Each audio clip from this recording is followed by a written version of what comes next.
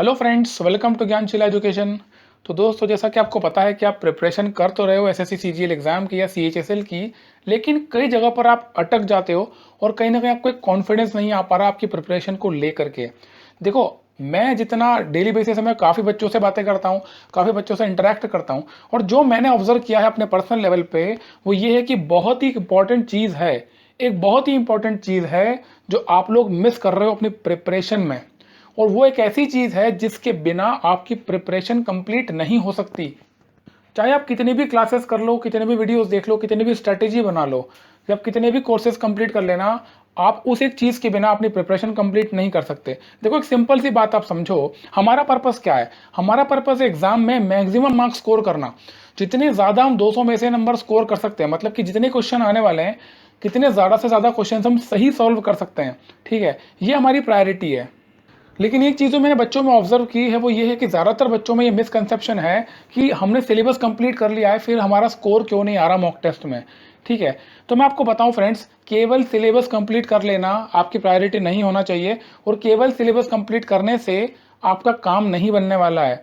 आप एक चीज़ समझो, मान लो अभी ऑन एन एवरेज 10 लाख बच्चे एसएससी सीजीएल टीयर 1 का एग्जाम देने वाले हैं, तो इसमें से ना 90% से ज़्यादा, मतलब कि 9 लाख से ज़्यादा बच्चे ऐसे होंगे जो अपना सिलेबस कंप्लीट करके आएंगे एग्जाम में। तो सिलेबस कंप्लीट कर लेना कोई बहुत बड़ा काम नहीं है, और ये बहुत सारे बच्चे कर लेते हैं बिकॉज आज के समय में काफ़ी संसाधन है। आपके पास में ऑनलाइन कोर्सेज बहुत ही कम दामों में अवेलेबल होता है। यूट्यूब पे ऑलमोस्ट हर चीज़ अवेलेबल आपके पास में है। तो सिलेबस तो आप कंप्लीट कर ही लेते हो, हर कोई कर लेता है।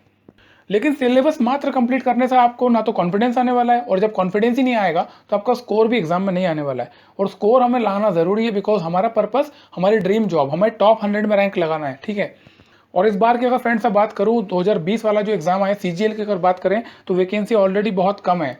हर बार जो आप देखोगे ना, टीयर 1 से आगे बढ़ के जो बच्चे जाते हैं टीयर 2 में, वो लगभग वैकेंसी का 12 से 15 टाइम्स होते हैं। मतलब ऑन एन एवरेज में आपको बताऊं तो 1.25 लाख से 1.5 लाख बच्चे हर साल टीयर 2 देते हैं, लेकिन इस बार वैकेंसी ही 6505 है।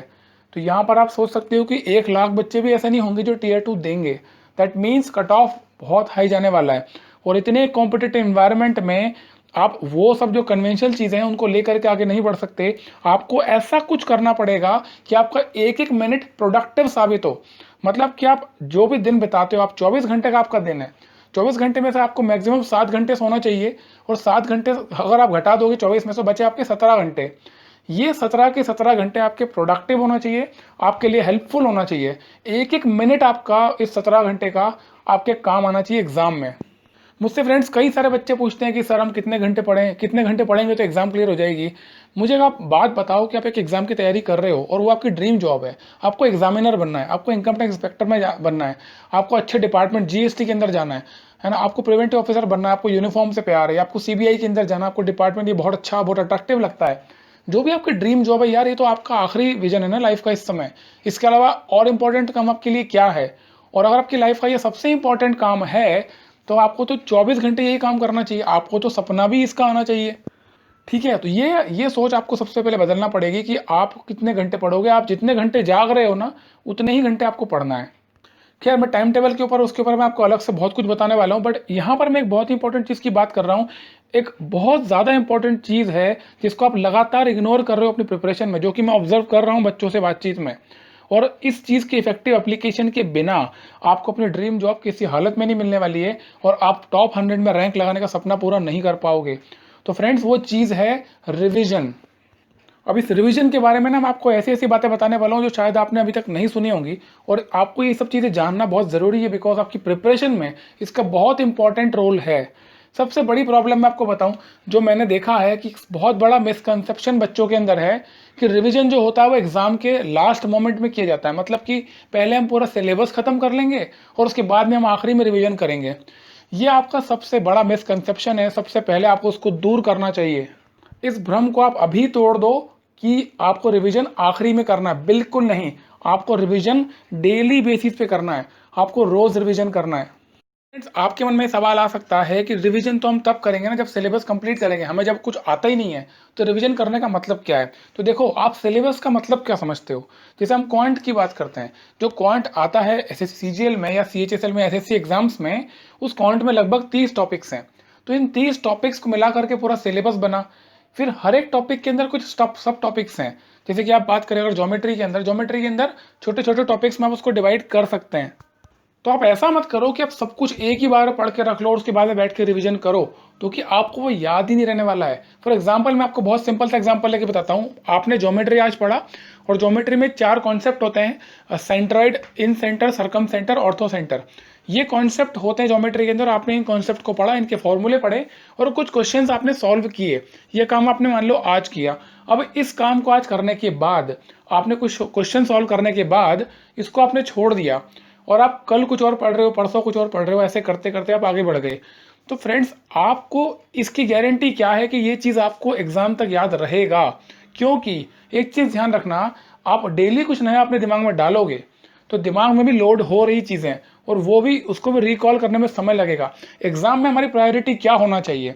एग्जाम में केवल ये इंपॉर्टेंट नहीं कि आप क्वेश्चंस को सॉल्व कर लो। मैं कई बार कहता हूँ, क्वेश्चन को सॉल्व करना है एक्यूरेटली और स्पीड में, ठीक है। और उसके लिए आपके दिमाग में तुरंत आइडियाज आना चाहिए, तुरंत कोई कॉन्सेप्ट क्लिक करना चाहिए, तब कहीं जाकर के आप क्वेश्चंस को एक्यूरेटली सॉल्व करोगे और जल्दी सॉल्व कर लोगे। और ये चीज़ तभी संभव है एग्जाम के अंदर जब आप डेली बेसिस पे किसी भी चीज़ को रिपीट कर रहे होगे बार बार। आपका माइंड जो होता है ना, रिपीटिशन को एक्सेप्ट कर लेता है। बार बार आपके ब्रेन में कोई चीज़ आप डालोगे तो ऑटोमेटिकली उसको वो याद हो जाएगा और तुरंत रिकॉल हो जाएगा। अब यहाँ पर आपके मन में एक सवाल और आया होगा कि ऐसा हम कैसे कर सकते हैं? डेली अगर कुछ हम नया पढ़ रहे हैं तो कैसे हम उसको ज़्यादा से ज़्यादा रिवीजन करें? क्योंकि हम रोज़ कुछ नया पढ़ेंगे तो उसको रिवाइज ही अगर करते रहें तो बाकी की पढ़ाई कब करेंगे? देखो, इसलिए मैंने आपको वीडियो के स्टार्टिंग में ही कह दिया था कि जब आप एग्जाम की तैयारी कर रहे हो तो ये आपका विजन है लाइफ का, ये आपकी लाइफ का मिशन है। और क्योंकि ये आपकी लाइफ का सब कुछ है, आपकी ड्रीम जॉब है, तो पूरा दिन आपको इसी के लिए देना चाहिए। तो आप जो ये टाइम वेस्ट करते हो ना ओटीटी प्लेटफॉर्म से वेब सीरीज देखने के लिए, या सोशल मीडिया पर टाइम पास करते हो, या कोई भी आप काम करते हो अपार्ट फ्रॉम एक्सरसाइज, जैसे कि अगर आप हेल्दी रहने के लिए एक्सरसाइज करते हो, जॉगिंग करते हो, उसको हटा करके जितने काम आप करते हो उन सबको आपको बंद करना पड़ेगा। इनका मैक्सिमम समय आपको रिवीजन को अलॉट करना पड़ेगा। देखो, एक चीज़ आप समझना, कोई भी चीज़ आप जब नई सीखते हो ना, तो नया सीखना आपको बहुत ज़्यादा समय नहीं लगेगा। जैसे कि आप 4 से 5 घंटे कुछ नया सीख सकते हो, लेकिन 4 से 5 घंटे सीखने के बाद आपको बाकी का समय जो है वो रिवीजन में देना पड़ेगा। तो आप क्या करोगे? जैसे कि आपने मान लीजिए यही आपने पढ़ा, ज्योमेट्री के 4 कॉन्सेप्ट आपने पढ़ लिए। अब इन्हीं 4 कॉन्सेप्ट के ऊपर आपने जो क्वेश्चन सॉल्व किए, जो भी आपने पढ़ा, उसको आप रिकॉल करो बाकी के दूसरे काम करते हुए। फॉर एग्जाम्पल, आप जॉगिंग करते हो, आपको एक्सरसाइज करते हो, जब आप ब्रश करते हो, नहाते हो, कुछ खाना खाते हो, कोई भी काम आप कर रहे हो, आप भले ही वो काम करो लेकिन आपके माइंड में रिवीजन चलते रहना चाहिए।